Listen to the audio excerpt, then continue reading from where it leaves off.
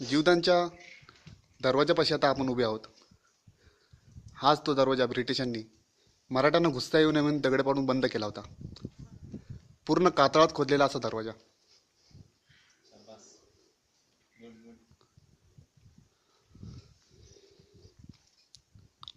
हे प्रवेशद्वार संपूर्ण कातळात खोदलेले आहे.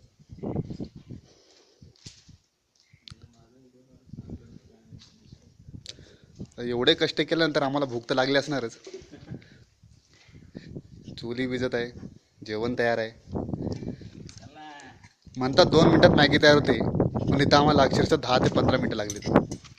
मला पण ठेव रे थोडी.